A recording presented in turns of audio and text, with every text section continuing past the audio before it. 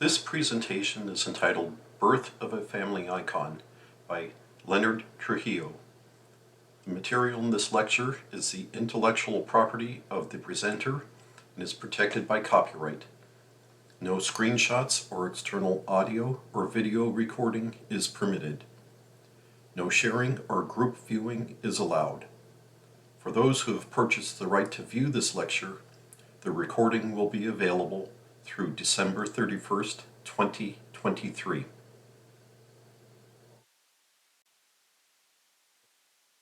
Lenny Trujillo is a direct descendant of Genizaro ancestors from New Mexico and ancestors from Sonora who intermarried with the early settlers of Alta California to lay the foundation of the modern California state. He has served as past president of the Genealogical Society of Hispanic America, Southern California chapter. Okay, everyone. It's a real pleasure to be here at the Jamboree. And in keeping with the theme of this Jamboree, cherishing your family inheritance, I intend to present how the study of my family's history led to a new family heirloom honoring Manuel Lorenzo Trujillo, which can be shared by current family members as well as future generations yet to come. We share a common interest in history, which may include cultural, political, religious, and family history. I personally fall into this category, and I want to do my best to contribute to my family's history. As the African proverb attests, until lions tell their tale, the story of the hunt will always glorify the hunter. I want to be a lion, and ironically, my name is Leonard, which means lion's strength. Prior to advancing, each of us must pause and analyze our family's previous known history. Was the history oral, written, or a combination of the two? Is there a written documentation? And if so, was the written documentation accurate? Fortunately, there were written references to the Trujillo family in books, personal diaries, religious records, and periodicals. Unfortunately, some of those references were incorrect. My initial discoveries unveiled some major inconsistencies in my family's known history. The origin of the Trujillo family was conflicting. As a youngster, I had heard oral history. Our Trujillo ancestors were of indigenous origins from New Mexico. Additionally, I heard our Trujillo ancestors were from Spain. After all, the Trujillo surname is of Spanish origin. From the 1971 book, A Colony for California, Riverside's First 100 Years, Tom Patterson wrote, Lorenzo and some of the other settlers were said to have been Pueblo Indians, although one account says that Trujillo himself was a Comanche who had been captured as a child and raised by Pueblos. One La Placita family had reached New Mexico from Spain by way of Florida. All were Spanish-speaking Christians. I actually had relatives who traveled to a region in southwestern Spain named Trujillo and returned with souvenir coat of arms and other memorabilia. In this slide, we have a map of Spain there. Slightly to the southwest of Madrid is the region of Trujillo, not too far from the Portugal border. The man on the right is my uncle, Frank Modesto Trujillo, when he traveled to Trujillo, Spain, and took this photo in about the mid-1970s. So with this information, what is the correct history? I decided to dive in and address this controversy. About 2009, I watched a National Geographic documentary titled The Journey of Man. The show sparked my general interest when they interviewed a man in Kazakhstan, Central Asia, whose ancestors possessed the origin of the Y DNA haplogroup Q, which expanded west into Europe, east into Siberia, crossing Berignia, the land bridge between Siberia and Alaska, and eventually populating North and South America. I quickly concluded DNA would be the key to answering my family's origins. The DNA results were conclusive. My Y DNA patrilineal line was Q and Native American. Thus, a major hurdle was crossed. My patrilineal Trujillo ancestors were indigenous Native Americans, not Europeans. Today, my Y DNA haplogroup stands as QL400.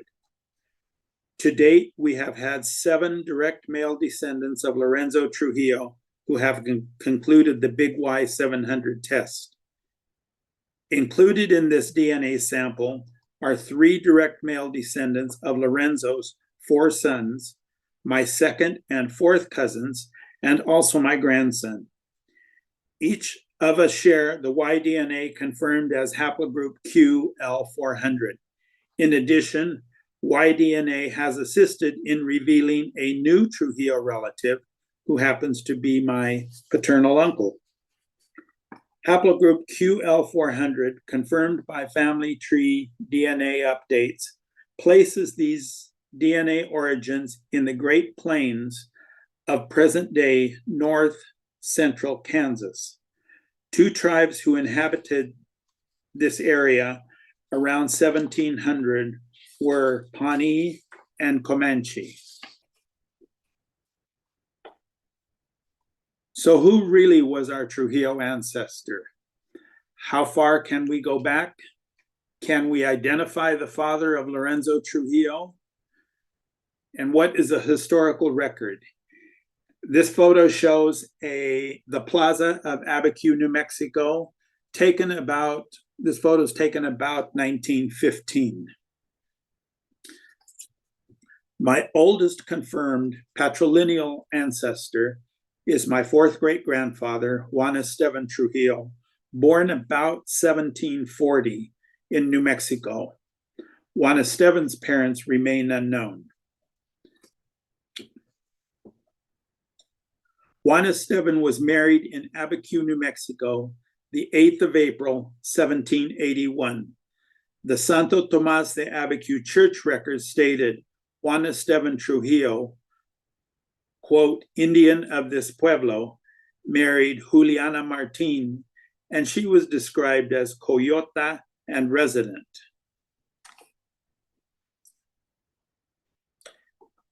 Coyota was a term used in the 18th century, meaning one parent was indigenous and one parent was mestizo, mixed indigenous and Spanish. There are numerous church records, baptismal, marriage, death, citing Juan Esteban and describing him as Genízaro. Genízaro was a term to describe an individual who had been captured from their home tribe and then sold or bartered into servitude of the Spanish, French, Mexican, or other indigenous tribes. Genízaros willingly or unwillingly adopted Spanish surnames from their masters. They were given Christian names through baptism and learned to speak the Spanish language. Genízaros were placed into servitude as house servants, cooks, farmhands, and shepherds. The form of captivity was different from the known African slavery, as Genízaros were generally granted their independence upon reaching adulthood. In time, Genízaros intermarried with Mexican and Spanish settlers and further lost most of their indigenous identity. Excellent historical documentation was provided in research books published by the New Mexico Genealogical Society. Here are a few of the books that I really relied on. We have New Mexico Burials in Abiquiu, New Mexico, 1777 to 1861. We have New Mexico Baptisms in Abiquiu, New Mexico, Volume 1, 1754 to 1811, and Volume 2, 1756 to 1826. So let me take you briefly to Abiquiu, New Mexico. Abiquiu is near the Chama River in Rio Arriba, northwest New Mexico, at about 5,000 foot elevation, approximately 50 miles northwest of Santa Fe, in a region scattered with dinosaur fossils, ancient indigenous ruins, trendy artists, and even a modern mosque. The central plaza of Abiquiu has not been excavated, as the most recent pueblo of the 1700s was built atop an ancient pueblo. The ancient settlers may have been Anasazi, then Tiwa, and Hopi. Later, Abiquiu witnessed the arrival of the southern Athabascan tribes of Apache and Navajo from the Great Plains. Eventually, the Spanish, Mexican, and Anglo-Americans made Abiquiu their home. Abiquiu is a pueblo word of origin of the Uto-Aztecan linguistic group. However, the meaning of the word is lost to the ages. Abiquiu experienced frequent attacks, including a major setback delivered by the Utes and Comanches in August 1747, which forced the abandonment of the pueblo. Abiquiu was resettled, and the Church of Santo Tomas de Abiquiu was established in 1754. Often rebuilt, a beautiful church stands today. In the 1770s, Utes and Navajos again overran Abiquiu. There were also attacks by the fierce Comanches and Apache. In 1781, a major epidemic ravaged the area. Life was indeed tough on this northern frontier.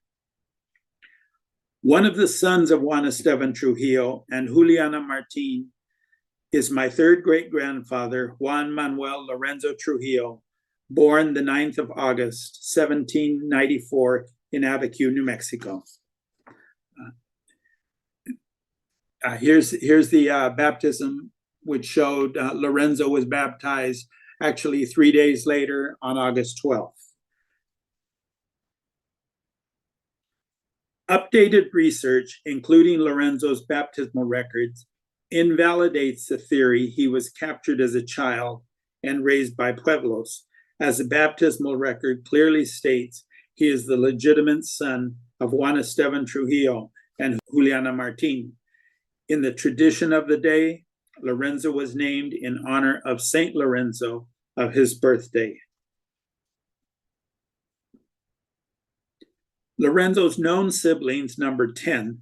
At least 5 died as small children, including his sister, Barbara Antonia Trujillo, who died in the 1800 smallpox epidemic that swept Abiquiu, New Mexico. Occasionally, we discover uncomfortable facts about our ancestors. The Abiquiu baptismal records confirm 3 events where indigenous persons were purchased and entered the household of my third great-grandparents, Juan Esteban Trujillo and Juliana Martin.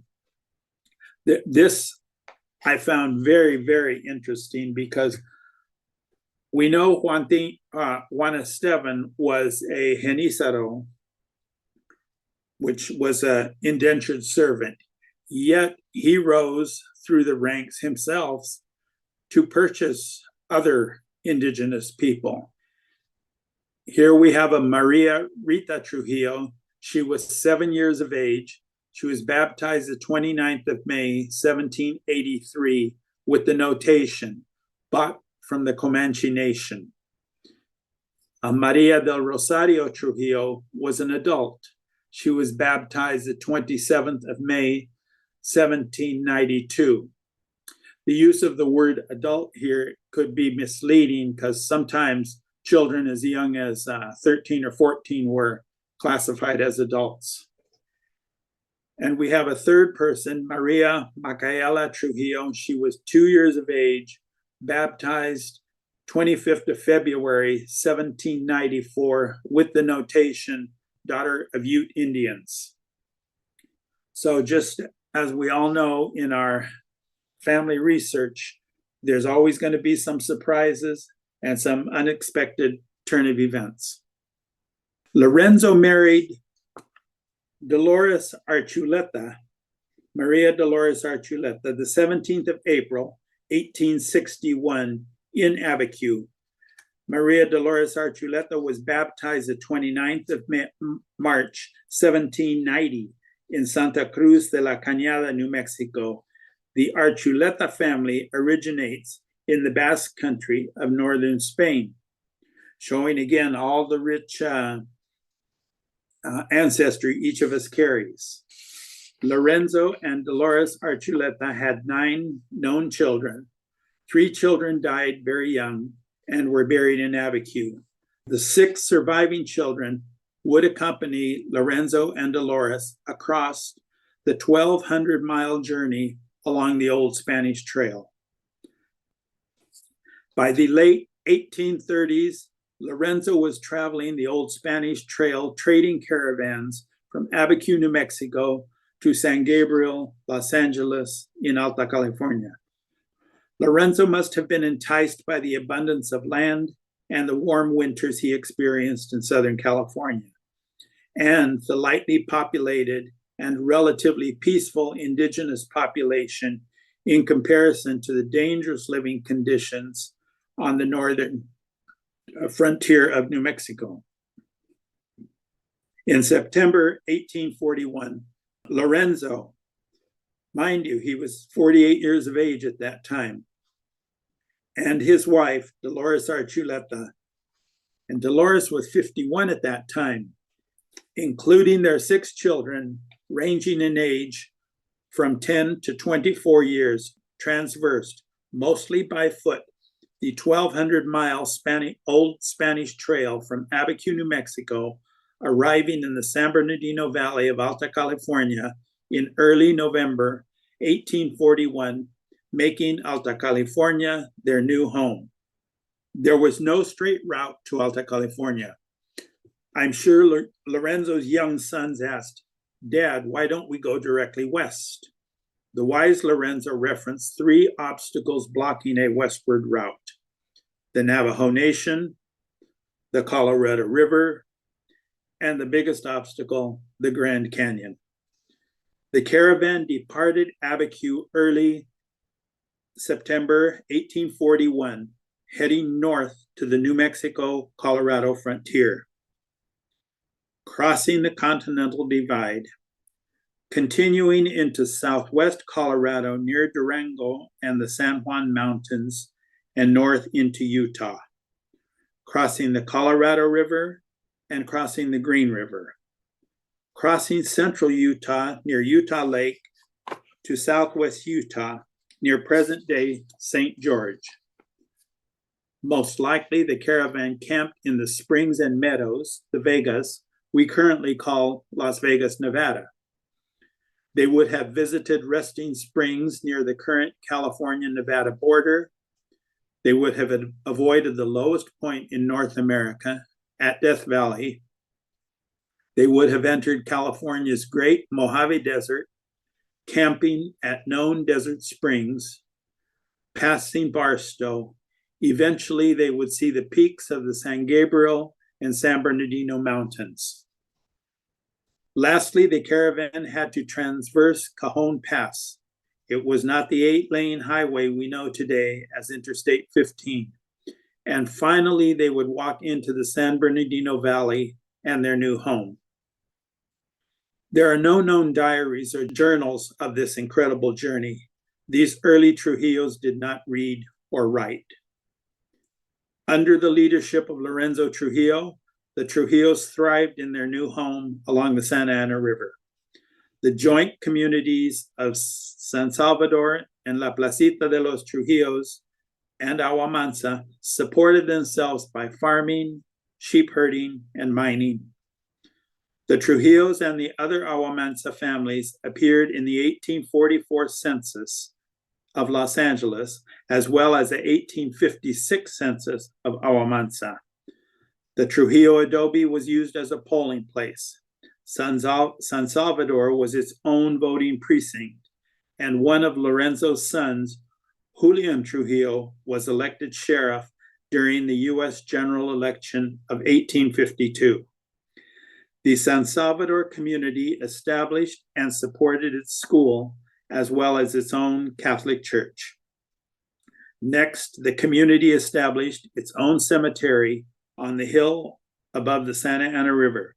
Lorenzo himself died the 4th of April, 1855, at 60 years of age, and was one of the earliest burials at the new cemetery. Lorenzo had joined an expedition which included Benjamin Wilson, the future mayor of Los Angeles, and the namesake of Mount Wilson, which towers above present-day Pasadena. In a battle reference, Mr. Wilson's memories, he was struck by a poison arrow. This is from Benjamin Wilson's diary. I discovered I was shot with a poison arrow, rode down some 100 yards to the river, and some of my men returning and finding that Joaquin was not dead, finished him.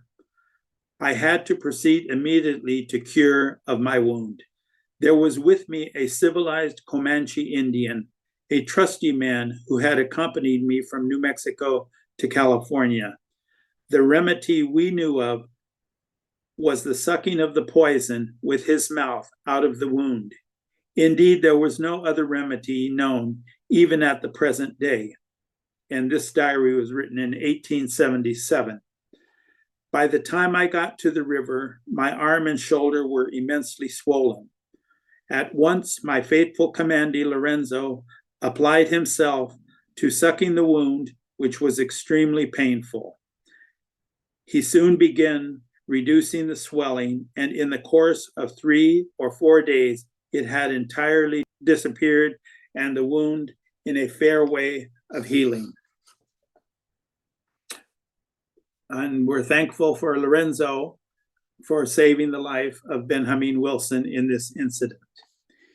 In 1945, in another battle, 3 of Lorenzo's sons were injured near Pigeon Pass, Riverside, California.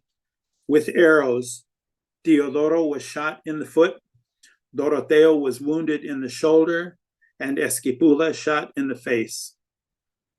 These early settlers more than satisfied their responsibility to protect the ranchos and the settlements against raiders, including common thieves, as well as the seasoned Utes and Paiutes who would periodically raid Southern California to steal horses, which they would herd through the Cajon and San Gorgonio Pass and across the Mojave Desert. So how do we honor Lorenzo Trujillo? Finding a proper way to honor a person of such importance proved challenging. A mere headstone seemed insufficient.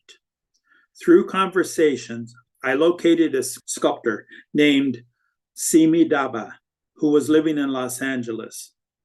Mr. Daba reportedly donated his sculptures free of charge for public nonprofit institutions. When I visited Mr. Daba's website, I was totally captivated by his creations. By luck or destiny, the barber who cuts Mr. Daba's hair just happens to be my partner. The moment I discovered this fact, I further learned Mr. Daba had an upcoming appointment to get his haircut.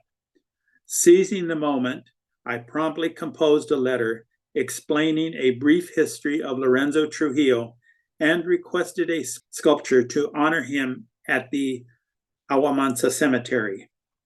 A mere 2 hours after my request was handed to him Mr. Daba personally called me and approved my request. An appointment was made to visit Mr. Daba's vast work site in the Mojave Desert at Yucca Valley, California. Meeting the artist at his work site was exceptional. He collects discarded metal and works his creative magic in the desert environment.